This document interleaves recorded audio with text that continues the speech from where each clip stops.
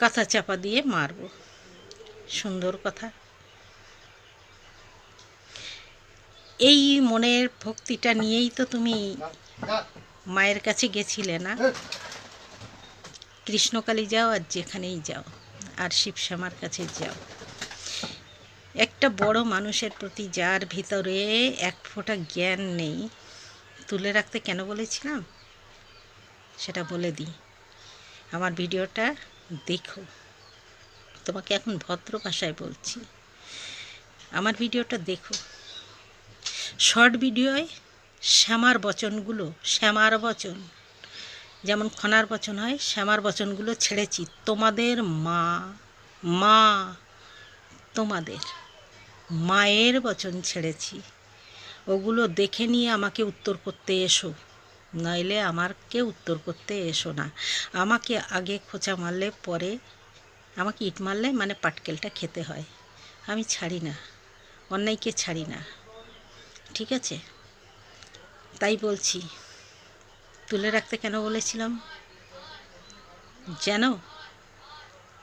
এই কারণেই, চাকরি পেয়েছো, আনন্দ করছো তো করো, করে যাও।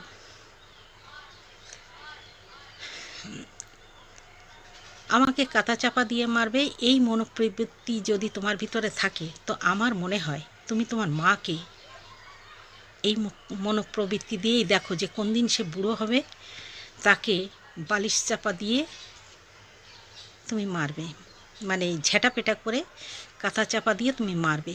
এই মনোপ্রবৃত্তিটা তোমার সবসময় ঘোরে, তার জন্য অপরকে বলেছ ঝেঁটা পেটা করে বালিশ চাপা দিয়ে, এই বালিশ না কাঁথা চাপা দেব।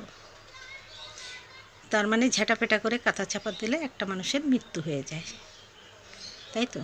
তার মানে তুমি একটা খুনি আসামি, তুমি একটা খুনি আসামি। তুমি কি করে ভাবো যে আমি সব কিছুতে সাকসেসফুল না? আজ আনন্দ করো, আবার ভুগবে। কেন? এই মনোপ্রবৃত্তি যার ভিতরে, সে কোন ঠাকুরের আশীর্বাদ পায়?